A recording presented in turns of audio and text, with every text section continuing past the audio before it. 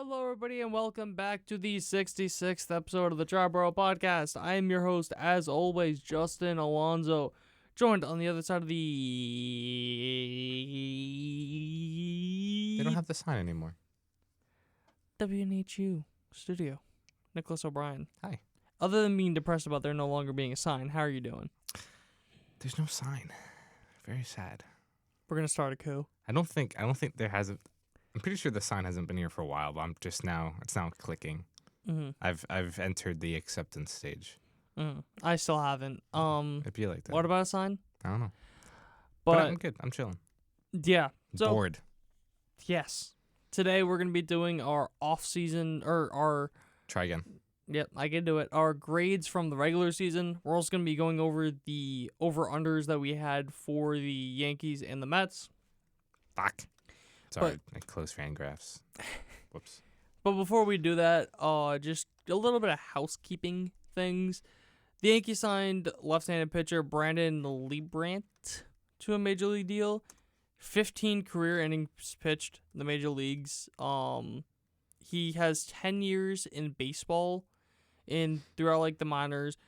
The one thing I saw that was kind of the reason why I thought they signed him was in 2024, he pitched 6 innings, had a 56 ground ball rate. So I was like, oh, surely that's the same throughout his career. Nope. He only had 2 years above 50% ground ball rate and 45 his career average. So at the end of the day, who cares? It's Project Arm. Project Arm, Matt Blake, do your thing. Luke Weaver was like the worst pitcher, statistically the worst pitcher in baseball, and now he's the GOAT. You see what he is now. Now he's the Dream Weaver, but Dream Weaver. Just a couple other things. Or really, like the last one is Roque Sasaki, a pitcher from the NPB, absolutely disgusting. He is going to be posted this offseason. We don't know if it's going to be. We don't know when exactly, so we'll talk more on it then. But it does matter when he's posted, because if he's posted before a certain day, then he counts towards the international free agent pool money for 2024. If he's posted after that certain date, it's for 2025. And that obviously changes a lot because you can't give him a free agent deal. It'd be an international free agent deal. So we're talking like max $2 million deal. Yeah, I think I think it's December 15th. I don't know why that date is stuck in my head. December 15th, I think is right. Yeah. I mean, technically, the max could be like $7 million, but that would be a team using all of their money. They're not going to do that. Right. So it's going to be really interesting to see, because on top of that, you also get him for the regular 6 years, 3 years of league minimum, 3 years of arbitration. So it's more like Shohei Ohtani's free agency and not so much, a Yamamoto or a Kodai Senga. So it's going to be interesting to see. He's only 23. You mean Ohtani's first free agency? His first one, yeah, you're right. Sorry. When he first came over. Yeah. Is what I meant. But yeah, he's 23. It's going to be interesting to see. But yeah, obviously he is going to be very, very, very, very coveted. It's not going to come down to the money. It's literally just going to be a thing of where he wants to play. It's completely up to him, which is the worst part. Yeah. Because we all know where he's going. You don't need to kid ourselves. Yeah, he's going to be a Yankee. He's a Dodger. Oh, he's a Yankee. But yeah, something I just want to say too, because I've seen this going around on Twitter, that teams should limit how many Japanese players each team has. Like, that's ridiculous. What are we doing? Like, what? Yeah, on top of let's limit all the Latino players. Exactly. Like a Padres fan said that, and then a Dodgers fan said, oh, so the Padres can have 69 Dominican players, but the Dodgers can't have 3 Japanese players. Like, ridiculous. That's just stupid. It sucks.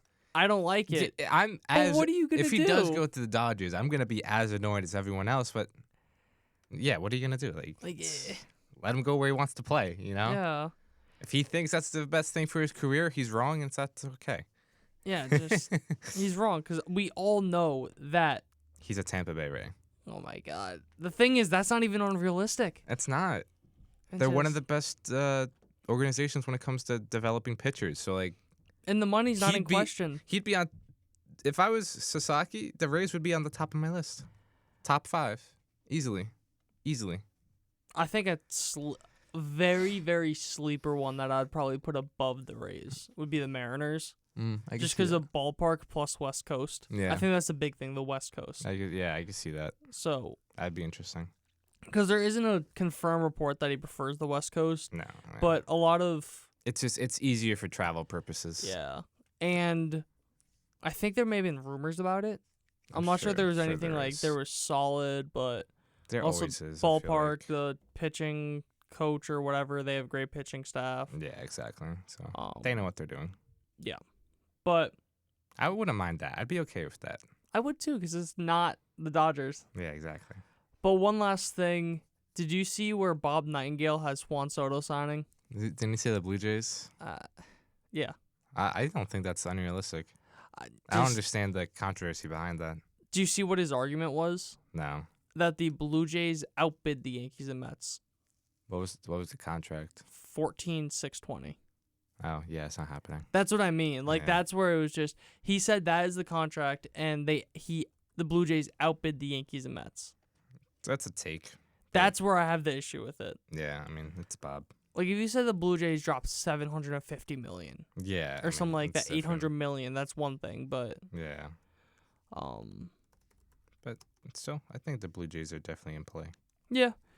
But not in play enough because he's a Yankee. But anyways, on to the grades. Or let's do the over-unders first, actually. So for the Yankees, we had 7 over-unders.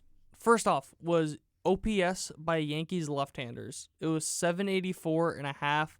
I took the over. It was, in fact, the under. It was at 761. The big issue with that is outside of Soto, I don't think anyone was league average. Yeah. So that number, like you take out Soto, that number's probably 680. Yeah, pretty, because you have Rizzo, who obviously wasn't great and then missed time. You have Grisham, Verdugo. Grisham just never got his chance. Verdugo, who is statistically one of the worst players in baseball. Rice fell off a cliff. Yeah. So I think I took. I forgot. I'm scrolling. So one moment. I'm pretty sure I thought I took the over. I believe everyone took the over because we did it with Ian Sachi as yeah. well. Well, you're finding that because I know for a damn fact what you took for this next one. Yeah, this one is Aaron Judge RBIs. 112.5. Old takes exposed. I know you took the under. Yeah. I took the over, and he hammered that at 144. Yeah. That's on me. I know this next one, I believe you took the over as well, though. For Juan Soto on base percentage. We're in May. We're almost there. You're almost there. It was 409.5. I took the over. I definitely took the over on that. You took the over on that. There's no way. There's no way. If I took the under that, I'm going to kick myself. myself. I remember. I think we all took the over on that. That was a 419 on base, so over hit pretty well.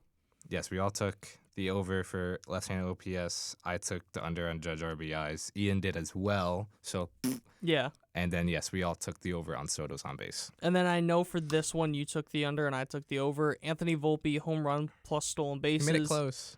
He did. 49.5. He had 12 home runs, 28 stolen bases. The issue with this one is he just stopped. He didn't really steal as much as he should have. Yeah, I mean, also there's no power.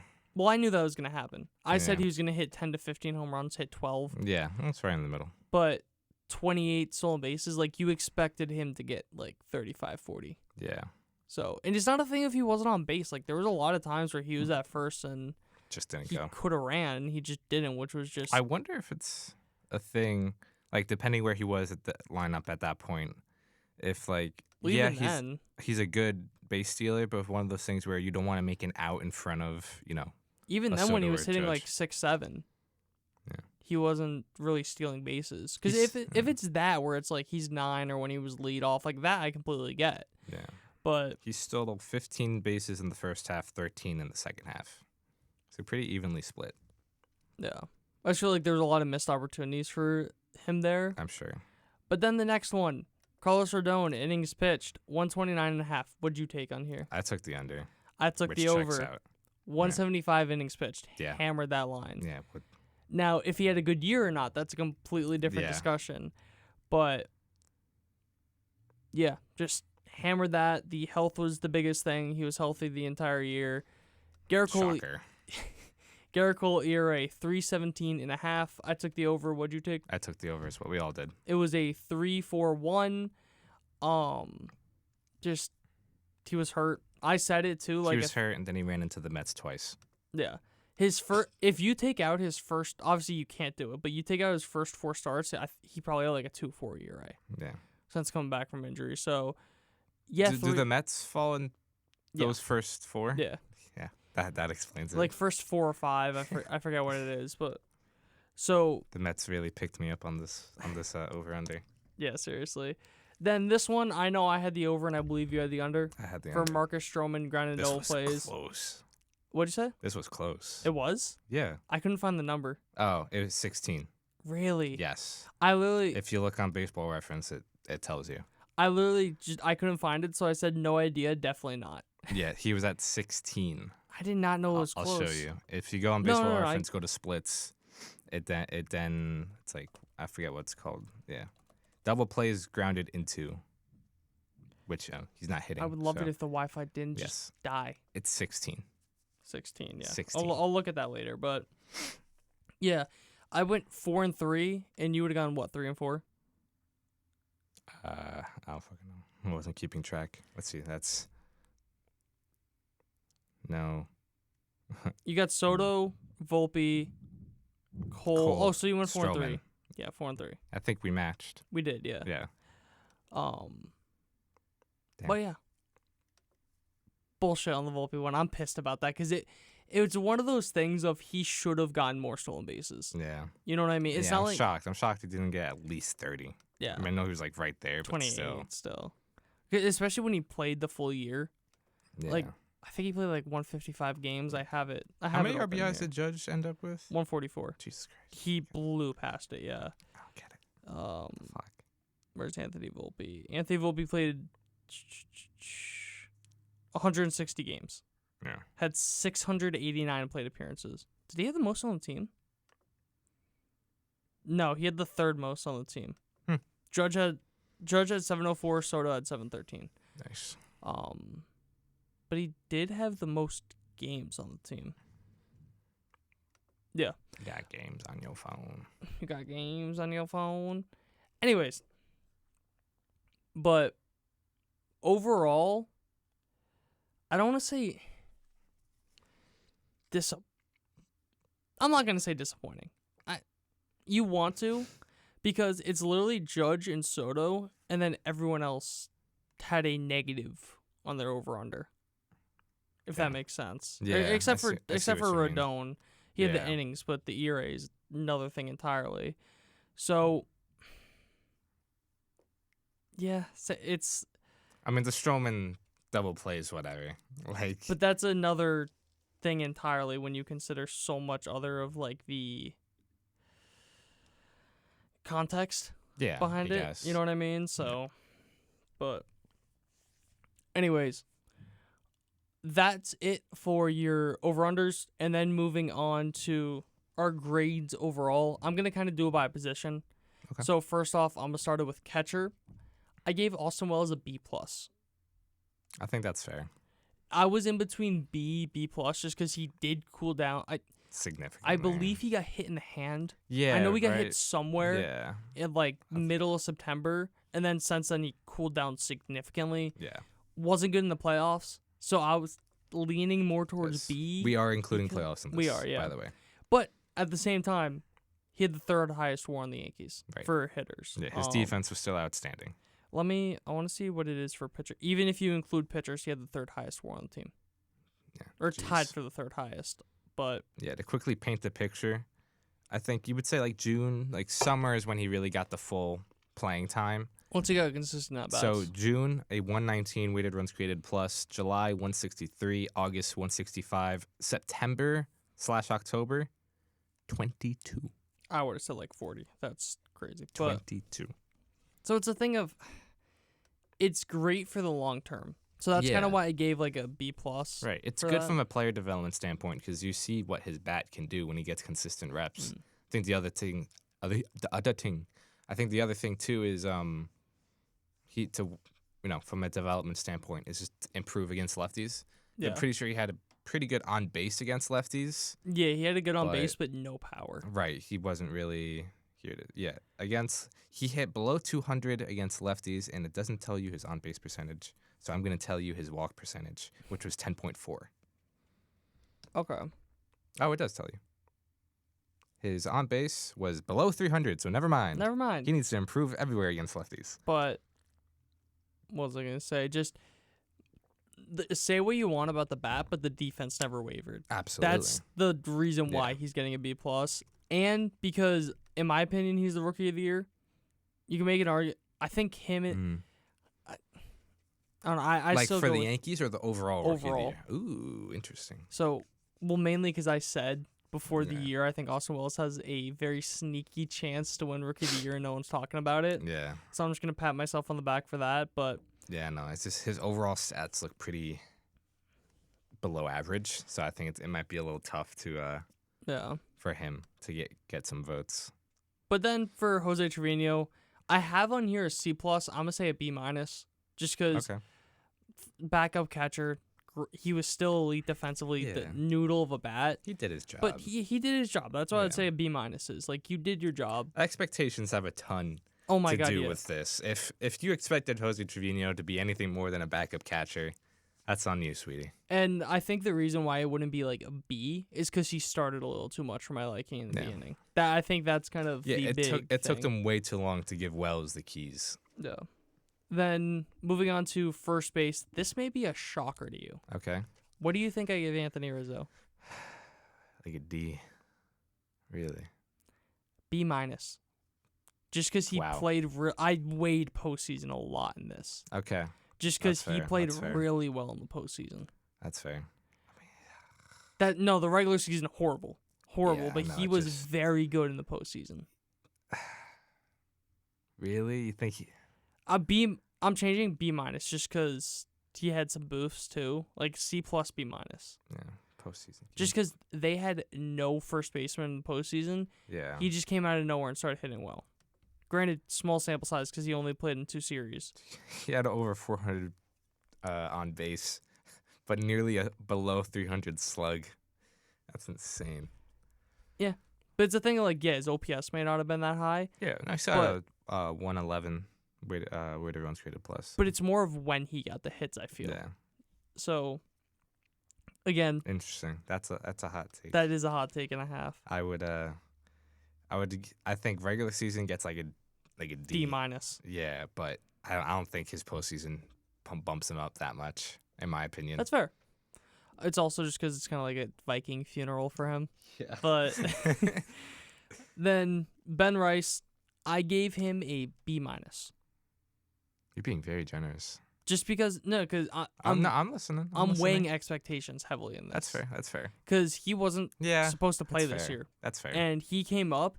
He was the best hitter in baseball for 2 weeks, 3 weeks, and then just fell off a cliff. After what, the 3 home run game. Yeah, which was right before the All-Star break. Yeah. Like coming out of the All-Star break, I don't know what happened.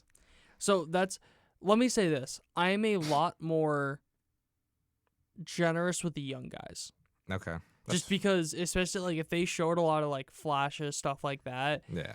In your showing for the future, I'm going to be more generous with you. Because that's like Austin Wells. That's why I give him B+, because what it shows for the future. Ben Rice, what it shows for the future. You see what he has. Yeah. And I don't want to say I included minor leagues in it, but I also kind of thought, or it was in the back of my head, like he raked in the minors, so he has that kind of profile of being a great hitter or an elite hitter in the minors.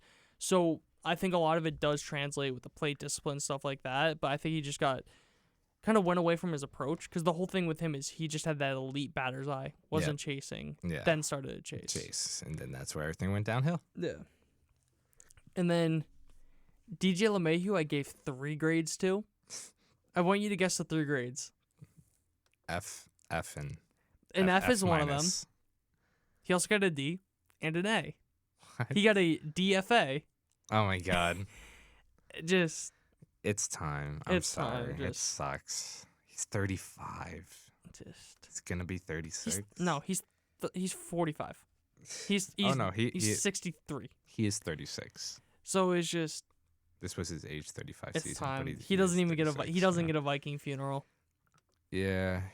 As much as elite of a hitter he was, it just injuries, Just not that old guy. age just caught up to him. Yeah. And I think there's a very strong argument, as much as I hate to say, that he's a juice ball merchant.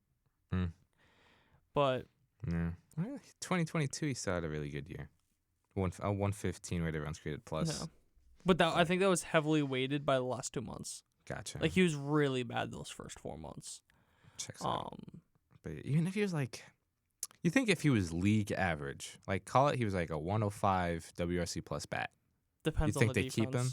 Depends on how good the Defense, yeah. defense is. Because if he maintains the level of, like, borderline elite defensive play, yeah. Yeah. As, like, a kind of backup infielder, Utility kind of guy. utility. Yeah. But moving on to second base, I gave Glaber an A- Really. because Not- the postseason. That, like I said, certain Yeah. guys like postseason, for how elite he was in the postseason, that gets weighed significantly. Okay. Especially like those last 2 months, and how the Yankees did not have a leadoff hitter. You had Jemiah Jones leading off for how many games? Yeah. So they did not have a leadoff hitter, and he just got plopped into that role. Everyone hated it, and he exceeded expectations by a mile. Yeah. He had a lot of huge hits in the postseason. He just got on base. Got on base. all That's the time. he, all the time. and so The game started and Glaber's already at first. yeah. So that's what I just think. For how elite he was in the postseason, he gets bumped up because of that. All right. I would disagree a little bit. What would you have given him? I think you gave him an A. A minus. A minus. I'd probably lean like more like B minus. Interesting. The regular season was very up and down. He was a horrible hitter at some points and then really good at other points. Obviously, the postseason was very good. But yeah, you look the month by month. He started off the year with a 62 WRC plus. Then in May with a 113, June 91, July 103, August 111, and then September to end the season 146. So it was just very, very up and down. He just got hot at the right time for me. Yeah, absolutely. Especially at that leadoff spot, setting up for Judge and Soto. Yeah, that's fair. That's fair. Because, like I said, I think I'm also just I am a harsher grader, even for the Mets when we talk about that in the other episode. Remember to check that out. But I think I'm just a harsher grader to begin with. I also went a lot more on intangibles. I see. You're going off aura. Well, no, because I think for guys like Glaber, you almost have to. You know what I mean? Yeah, I guess. But then moving on to shortstop, what would you have given Volpe?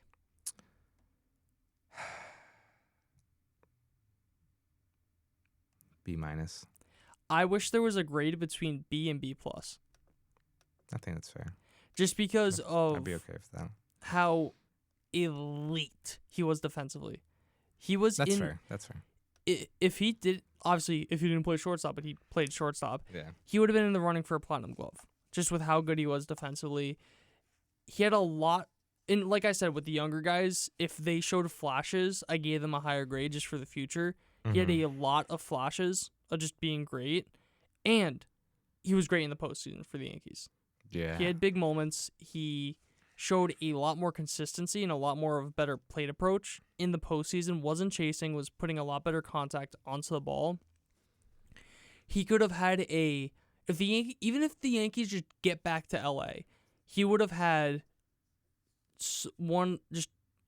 he would be in Yankee lore with that grand slam. Yeah. If they got it to 6 or 7 games. So I just think kind of like things like that, stepping up in the big moment, the defense. That I have B plus, but I wish there was a grade in between, like a B extra. Yeah. So Yeah, it's just he was so like inconsistent, and he was pretty bad from June onwards. I mean, he hit He hit 220 in June, 235, 246, 147 and 174. In September/August. So it's like, yes, the defense was elite. He's obviously one of the best. Forget about shortstops, one of the best defensive players in baseball.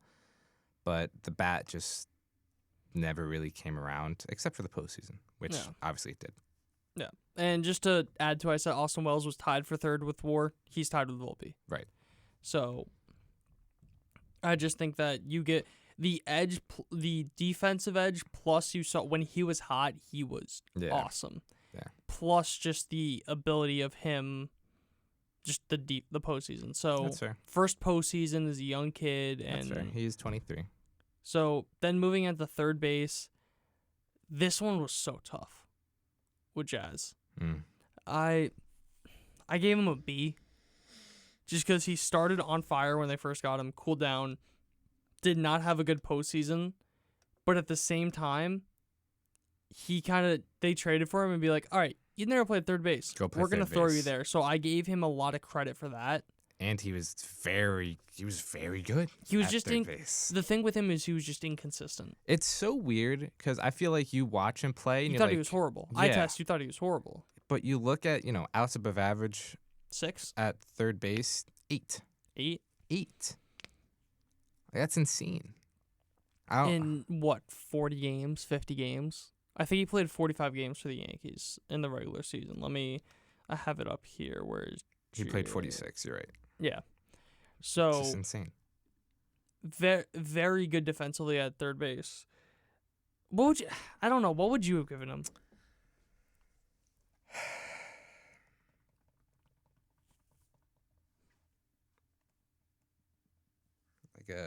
Like a B.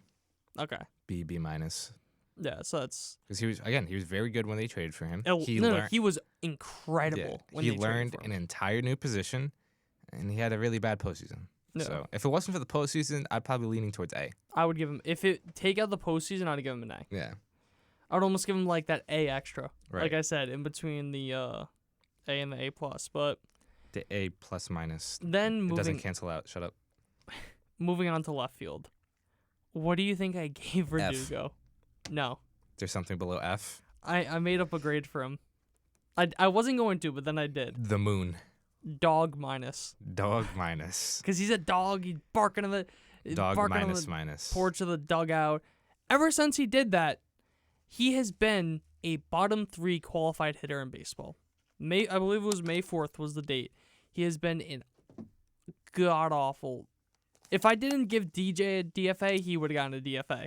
Yeah. So just because dog minus, it felt perfect. Because there's so many things that go into it where, one, obviously one of the worst hitters in all of baseball. Nice. Thank you.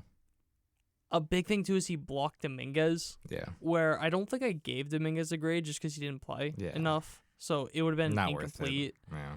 But then he was god-awful in the playoffs. So I just think it's one of those things of goodbye, no Viking funeral. Yeah, you get thrown in a shallow grave and call it a day. Don't let the door hit you on that way out. Then moving on to center field. This one was tough because it also goes into Verdugo. I gave Grisham a C plus. Okay. Just because I think that he also should have got a lot more playing time. I think he should have played over Verdugo, but he didn't get the playing time. When he got consistent playing time, he was pretty good. But when he didn't, he wasn't good. Yeah, he only played in 76 games. Yeah. And I think there was a month span where he played 25 games. I think in August he played 25 games. So a chunk of those games came in there. Did he get a single at bat in the postseason, which I thought was ridiculous, just bad. Why was he even on the roster? So that's a tough one because I really like Grisham. I really think that he got screwed just because with how bad Verdugo was. He should not have been playing that much, and Grisham should have been playing more over him. Absolutely. So this one was by far the hardest one to grade. What would you have given Aaron Judge? Let's break it down. I think that's the best way to approach it. Statistically, the best right-handed season of all time by WRC+. He gets A+ in the regular season. If this was a regular season MVP, 11.2 WAR while playing a below average. He played a below average center field and had an 11.2 WAR. Yeah. Yeah, just to break down the offensive numbers, 58 home runs, 10 stolen bases. Look at him move. 322 average, 458 on base, 701 slugging. He had the 458 on base, 476 weighted on base, so his on base should have been higher. 218 WRC plus. Most absurd season you'll see in the regular season. People don't realize kind of like this 3-year peak, how absurd we're seeing. This was better than his 2022 season. It was. It's not really debatable. I'd say it's close, but it's not debatable. It's one of those things where it's because 207 WRC plus, I believe, is what he had in 2022. 206 to a 218.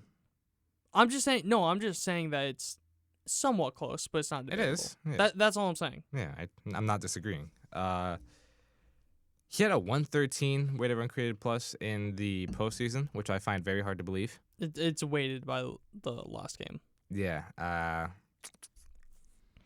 He played better as the postseason went on. I'm gonna give him a B minus. That's nicer than what I did. Really? C plus. Really? Wow. He didn't. You take out that last game, he just did not step up. You needed him to step up. I agree. He killed so many rallies, especially in the Cleveland series. Obviously had the home run off Class A. Had the huge home run. You know what?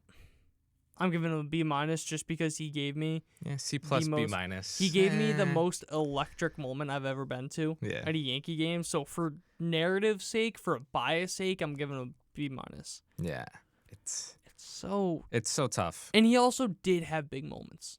He had the Emmanuel Clase home run, which was and unfortunately for him, is just going to get forgotten about because they lost that game. Yeah, but that in a 1-2 count against the best reliever in baseball, that's going to get some Cy Young votes. Grant, I know he wasn't the best in the postseason, but still. So you got to give him credit for that. Absolutely. You definitely do. There were a couple of, obviously the home run in the first inning, Game 5 was massive. Just too inconsistent.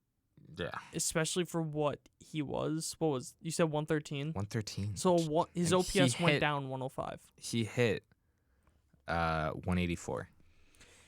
Batting averages and everything, but still, come on. Gleyber Torres had a 104 OPS in the season. So you're essentially taking away if that makes sense. Yeah, it like cancels out kind of. Aaron Judge became, let's just look at WRC plus. He became regular season Giancarlo Stanton, essentially. Giancarlo Stanton had a 116 WRC plus in the regular season. Yeah, which is fine for regular season, but too streaky for the postseason. Yeah. So, just way too bad. He's the toughest guy to grade on this team. Excellent regular season. By far the toughest grade to give. God awful postseason. Yeah. And that's putting it nicely. But then moving on to right field, Juan Soto, A+. A+, like that's just... He didn't do anything wrong. Defense, but even then, with how insane that bat was, he's going to be a top 3 MVP candidate, had the second highest WAR on the team while playing a god-awful right field. Then you include the postseason. He had an over 1,100 OPS. He had the best Yankee moment I've seen on TV in the home run off of, I forget who that was. I think it was Hunter Gaddis. That 10-pitch at-bat, however long it was. That may be one of the most iconic Yankee at-bats over the last, call it 10 years, 15 years. Definitely up there. So, I just bring him back. I don't care. Insane. But then going on to utility/DH, I'm going to upgrade the grade I had on Stanton. Okay. I had an A. I'm going to give him an A+. Okay. Just because I had an A originally just because he was hurt. 116 WRC plus is solid. I think a lot of people kind of gave him a lot more shit for his regular season than he deserved. But you look at it, 27 home runs in 114 games. That's pretty solid. That's insane. That's pretty solid. That's really good. The only issue, like I don't really care about strikeouts that much, but 31% strikeout percentage. Yeah. His on base was under 300. Then again, weighted on base was 330. Yeah. So do what you want with that. Obviously, only playing DH, you need a higher than 116 WRC plus DH. But just how many big hits he had in the postseason, how just absurd he was in the postseason overall. he deserves an AA plus. Yeah. I don't see how you could give. I could see if you weigh the regular season more, you give him an A minus, but I don't Right. see how he gets anything below an A grade overall. Yeah, 7 home runs in 14 postseason games, drove in 16 guys. I mean, It's ridiculous. yeah, slugged over 700. I believe that's the most a Yankees hit. Yeah, in it a was something like postseason. that. It's either the most or tied for the most. Yeah, I remember seeing that. So, yeah. But then moving on to the last two guys for offense, Oswaldo Cabrera I gave a B to. I just think he needed a lot more playing time. When he played, because people forget that first 2 weeks, we called him Oswaldo Bonds. He was Yeah. insane. He was He absurd. single-handedly won you that It was him and opening Soto. day. It was him and Soto. opening day series, the opening So- week. Sorry. Yeah, because it was 3 out of 4 of those games, he tied the game for the Right. Yankees. In 3 of the 4 games, Soto gave the Yankees the lead. Right. So, I think he needs more playing time. And like I said, younger guy, so I'm going to give him more of a benefit of the doubt. Then on to John Birdie, I just gave him an incomplete. He missed way too much playing time. I Yeah. probably would have given him like a C+. Didn't, but I just don't think it's fair to give him a grade. He only played in 25 games. Jeez. Yeah. He was out 4 months. Yeah. I So- forgot about that. Yeah. Yeah, that's fair. I think incomplete is fair. Overall, this offense, it's so tough to grade them. You got It's tough. You look at the hitters, 11.2 WAR, 8.1 WAR, 3.4. very top heavy. I'd give them a B. I think that's fair. Just a B because they could have been so much better, but they just weren't. Moving on to the pitching staff, if it wasn't for the postseason, I think Garrett Cole would have gotten incomplete. Okay. But considering the postseason, I gave him a B+. I think you can make a strong argument for an A-/A just because of how insane he was. Because he had one start against, I believe it was the Royals, where it was kind of like, I think it was 4 1/3, 2 runs. But other than that, he was nails. Yeah, besides not covering first. But then again, you could also say, like, with Game 1, he should have been left in Yeah. for Game 1. Right. That, obviously, Game 5 didn't cover He first. had a lot of things working against him. Yeah. The 3 errors in the Right. 5th inning, granted one of them was on his fault. So I gave him a B+. I think that's a fair grade for him considering I think if that play doesn't happen, he gets an A. Frankly, I truly believe that. But I give him a lot of credit for he threw like 45 pitches that inning, coming back out there and still throwing another inning and 2/3. Yeah. I think that just shows how it shows a lot about Cole, about being able to kind of come back from that. And when you think about it, he got out of that inning. It Multiple was times. bases loaded. He struck out 2 guys, and then there was an argument I saw that I never thought about, but it's pretty fair. Where Garrett Cole, part of the reason he didn't cover first was he almost was too hyped that he got out of the inning. That's Where not he- an excuse. No, I'm not saying it's an excuse. No, I think that's just a bullshit reason. I'm not saying. Well, can I explain? The whole Yeah, thing? I just won't agree with it. Where it was like, oh, like he's hyped up. He got like the first 2 outs, like whatever strikeouts. He's like, let's fucking go. Like, Yeah. duh. He's like, oh, easy ground ball to first base, whatever. And I'm not saying it's right. I don't agree with it if that is the reasoning, but I could see it being maybe not the reasoning, but a little bit in the back of his head. Yeah, if again, not saying it is the case. If that's the case, that's pretty bad on his part because I you agree. can't just like mentally think it's over when you don't get the last out. Mm-hmm. So I think if that's the case, which again, who knows, that's pretty bad. Yeah. Then moving on to Carlos Rodon, I gave him a C+. I was between C just because 175 innings, which is incredible. The health was extremely But impressive. 3.96 ERA, he was very inconsistent. Not what you paid for. Was not good in the playoffs. He did have a good start. Wasn't.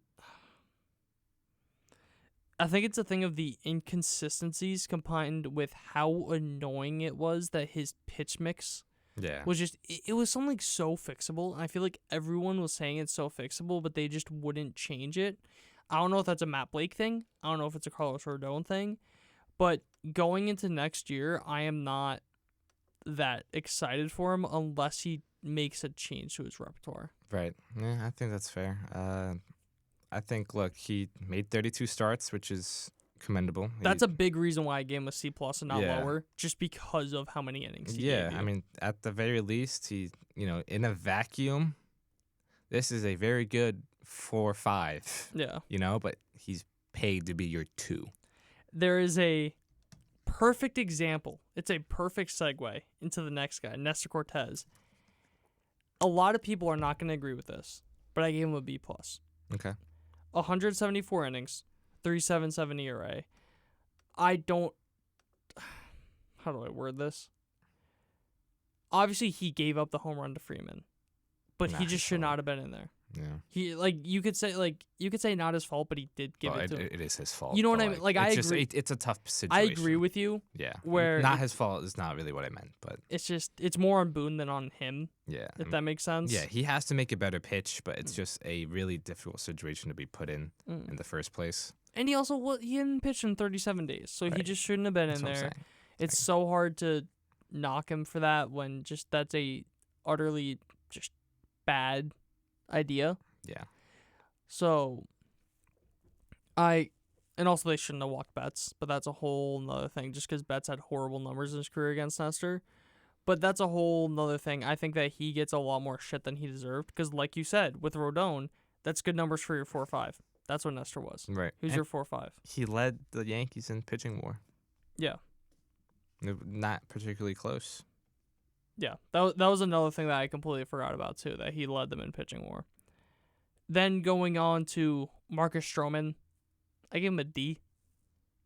Yeah.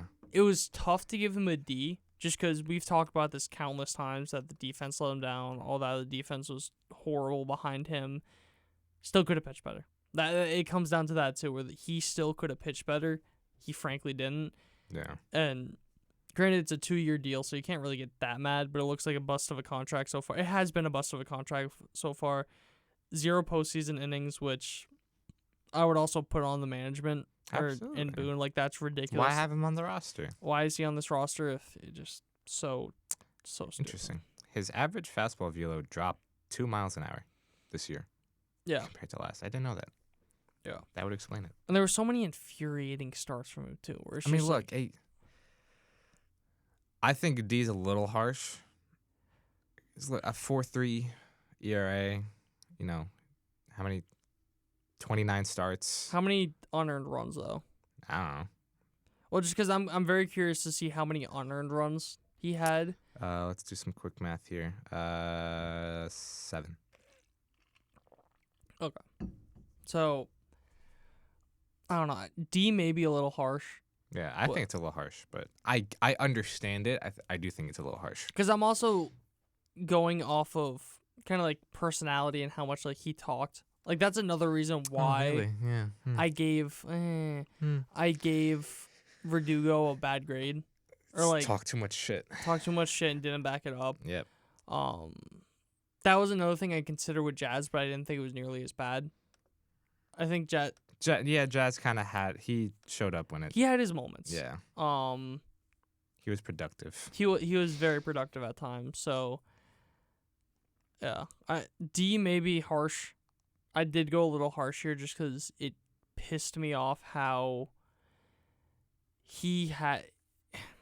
I also did it from how enjoyable it was to watch his starts, where obviously Quintana was a lot better, but you can't say it's not annoying when it's just like walks, so many like high counts. Oh, you mean the entire May Mets baseball team? But that's what I mean. Like, that is so infuriating to watch. Absolutely. So that's part of the reason why I gave him a D. Okay.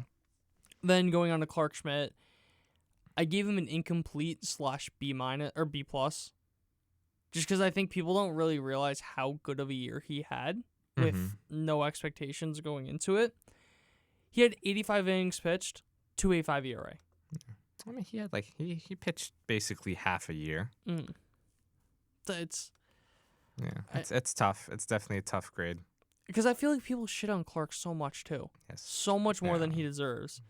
So tough grade, but I'd give him a B+ just because expectations, all that. Yeah. But then the next two guys, expectations weighed heavily. One of them I shouldn't even give a grade to, but I just think the role that he was in, he deserves a grade. Okay. Cody Poteet, I gave an A+ to. Okay. Just because he only had 24 innings. Yeah. Granted. But he had a 2.22 ERA in them. 2.22. He was a swing man, kind of just like, oh, you're up today. He was Spot like, okay, starter, whatever. starting, was great in those appearances. I'm shocked he wasn't on the postseason roster. That didn't make sense to me either. But like, if you're not gonna give a single pitch to Stroman, why was Stroman on it over Poteet? That didn't make sense to me. So I agree. I really liked what I saw from Poteet, and again, it's kind of wild that I gave Clark an incomplete, but I gave Poteet a grade with 24 innings. But just Poteet, you can't look at innings. You got to look at what he gave to the team. Right. So then Luis Gil, I gave an A.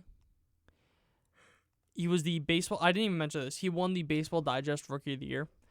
Oh. Interesting. Yeah, you didn't see that? I did not. Yeah. Must have missed it. So it was him and I believe Skeens.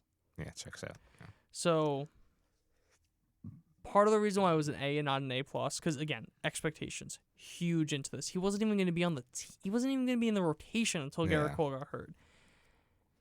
But when Garrett Cole was hurt, he pitched like Garrett Cole. He had, I think, like a sub 2.5 ERA. Yeah, he was one of, if not the best pitcher for a while. He was in the running for starting the All-Star game. Yeah. He was. Yeah, no, it was absolutely. him. It was between him and Skubal for starting the All-Star game. He had 15 starts where he allowed 1 or fewer runs. I believe it was 17 where it was 2 or fewer, and then like 23 where it was 3 or fewer. Yeah. So you can't look at the kind of, well, you have to look at the body of work as a whole, but he really had like 3 or 4 starts where he just blew up, and that inflated the ERA. Almost, I use this analogy for Clark, but I think it's also a perfect analogy for Gil, where it's almost Tanaka-like. Right. Where Tanaka would give you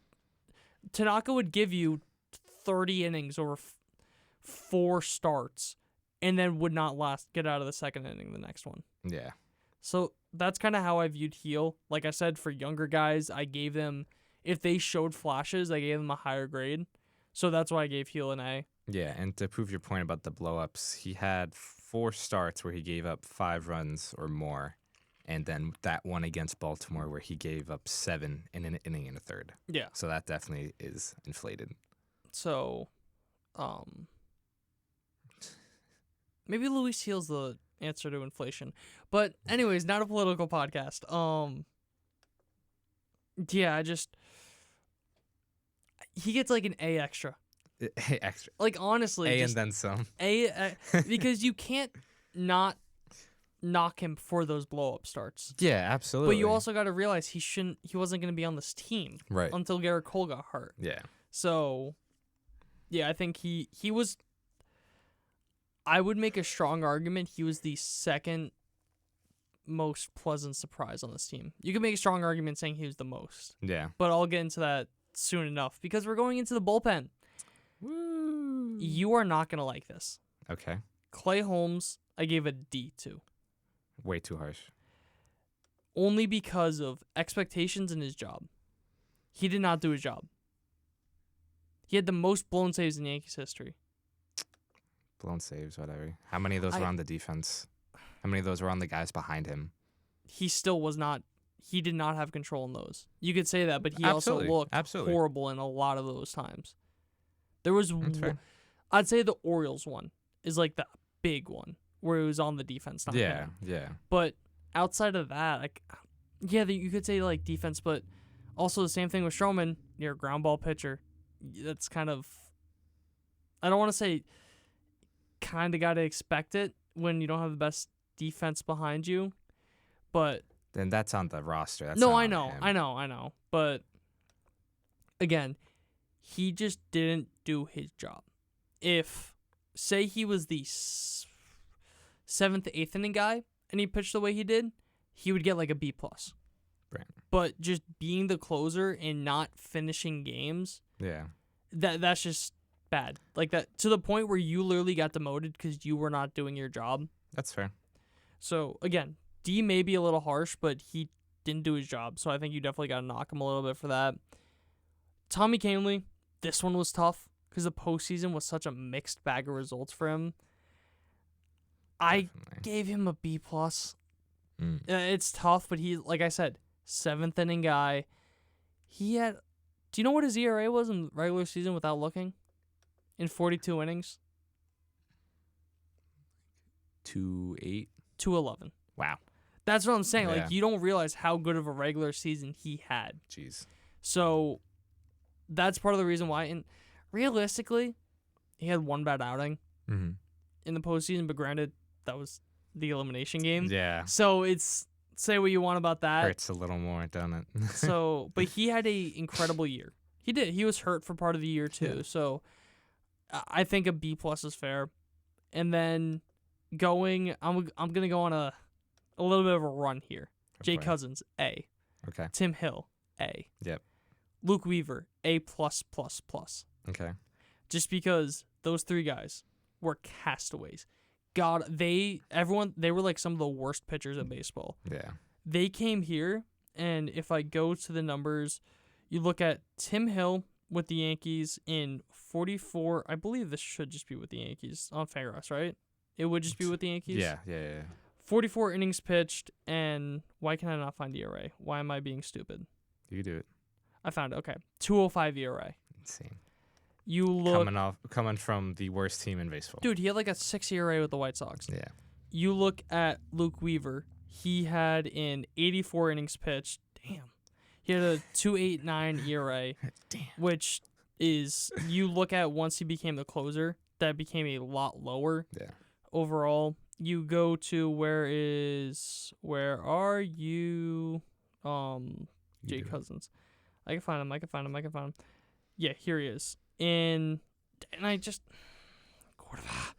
give me a second. I'm being a dope right now. Relief pitcher stats. I went to like, you know when you go to kind of like slide on the thing, but you accidentally go backwards. Go back. Yeah, I hate that. So Jay Cousins in 38 innings pitched, he had a ERA of 2.37. So those 3 guys were reclamation projects that all had a sub-3 ERA. I don't see how you give them anything lower than that. Yeah. You know what I mean? Absolutely. Overall, for the bullpen, I'd give them a B extra. A B and then some. Because a B+ doesn't feel fair to me. Okay. But they had the 6th best ERA in baseball. Yeah. Because the ERA was a 3.62. That was a lot higher than I expected it to be, so I kind of can't give them full credit for that. Mm-hmm. But overall, you're happy with what you got from the bullpen, especially because you had 3 guys that came out of nowhere and were horses for you. So, yeah, and you also have 3 guys that, for the future, if you re-sign Tim Hill, are going to be great guys for you. Yeah. So, bring back Tim Hill. You just, I'm going to be so pissed off if they don't. But, because he's an aging ground ball guy with very low velo. It sounds like the Angels. Yankee. No, that sounds like a 2-year deal. He is the Matt Angels. Blake special. He is the Matt Blake special. Yeah. I don't know. I just feel like it's one of those things where he had such a good year. He's going to be this year's Jake Diekman. If he has a 3.2 ERA, I'm fine with that. No, I just think that someone's going to overpay. Oh, okay. Yeah. Got you. Not that he's going to have a bad year. Like Jake Diekman. Motherfucker. Oh, my God. Oh, my God. Do you see what happened with Wander Franco? Yes. Don't care. Don't care? Don't care. Jesus Christ, that's... Whatever. Yeah. Overall, this Yankee team, it's so tough to grade them. Because granted, they made the World Series, but they fell flat on their face. Yeah. Like an A- seems too good, just because of how bad it was when it ended. I'd give them like a B+, just because you made the World Series, but how many they were so unfundamentally sound that lost them the World Series. Realistically, it should have been 3-2 going into LA. Yeah. And it wasn't because of just how bad it was. So, that's my overall grades for the Yankees. What are your thoughts overall on that? Maybe it's just because I'm the outside looking in. But look, you did make the World Series. Yeah. Yes, you did fall flat. Well, how does it feel to make the NLCS but fall flat? Amazing. Amazing. Well, that's also different Expectations. expectations. It completely different. You can't compare the two. You know what? The more I think about it, it is very tough. It is because 94 wins in the regular season. It's not elite. Number one seed in the AL. Well, it's also important to note they had the third best record in baseball. Number one seed in the AL. No team was far and away the best team in baseball. Right. There was a lot of good teams. There was no elite teams.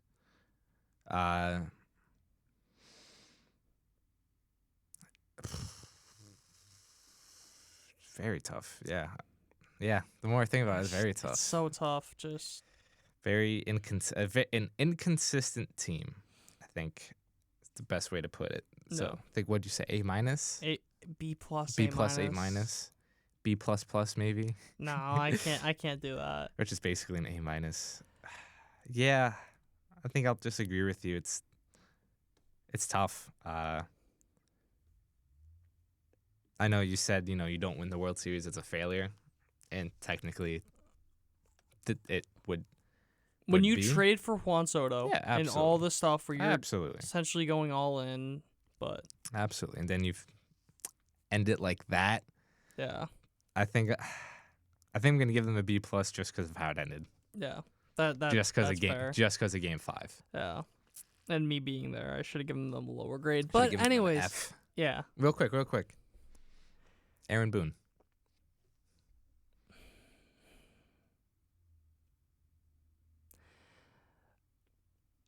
Not because of the moves. He made some brain dead moves. D plus just because of accountability. He was not he did not hold guys accountable. When he did, it worked. Right. But he didn't. Yeah. You look at Austin Wells. He held Austin Wells accountable. Next day, he hits a home run. Right. Gets on base twice. Look at Glaber. He benched him, got hot right after that. So he holds guys accountable. It worked. It's just a thing of he didn't hold guys accountable. So that some of the moves were iffy. I'm not going to get too hard because you're never going to have a perfect manager. Yeah. But it's too complacent, too unfundamentally sound. So D plus and yeah. Okay. What would you say? Obviously, it's a little different because I don't watch all 162, so I don't see all the nuances. I think it's important to note that managers aren't what they used to be. Yeah. That's why I'm not harping too much on the bullpen moves. That being said, we give him like a C plus. Like I think C is average. Yeah. He brought this team to the World Series. That has to mean something. It's just for me the complacency. Yeah, I get it. The not holding guys, letting Verdugo play as much as he did, not having Stroman pitch at all. I get it. So I'll say C. I'll just say C. Okay. Because I'll knock him for the Nestor move, knock him for Stroman, Verdugo. Yeah, all that. Everything has to do with it because Verdugo should have not been playing after Game 1 of the ALDS. Mm-hmm. But look, again, there's only so much he can do, but I agree in the fact that this team looked very not fundamentally sound, and I think that does fall on the coaching. So I would put that on him and his coaching staff. So bad fundies. Also, letting Luis Rojas keep his job. The F minus. Are they bringing everyone back? I think so. Yeah. Luis, I don't know if they said or not for sure, but Luis Rojas needs Guantanamo Bay. That's his grade, Guantanamo Bay. He's a good baseball guy. But he's so bad at his job. He's so bad at a job. He's so bad at his job.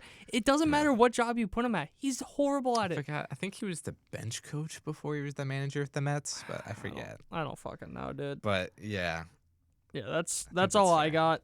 If you want to take us away. Yeah, I mean, this Yankee season was great until it wasn't, I think, right? I think that's a good way to put it. Ran into the buzzsaw that apparently is the Dodgers bullpen. It's fucking annoying. What are you doing with your hand? Oh, it's the wire. No, I know that, but I play with it. They also lost to the Mets 4 times. So anyways, with that being said, F for the season. Thank you guys for watching. Thank you guys for listening. As always, remember to subscribe to us on YouTube, follow us on Spotify and Apple Podcast. Give us a 5-star rating there. It helps us a lot. We really appreciate it. Remember to follow all of our social media accounts at Triboro Podcast, Instagram, Twitter, Facebook, TikTok. And yeah, stay on the lookout for the Mets regular season coming later this week. But we'll be here next time with hopefully more free agency news, maybe at least some rumors to talk about. Something. But yeah, we'll see you guys next week. Thank you guys for listening.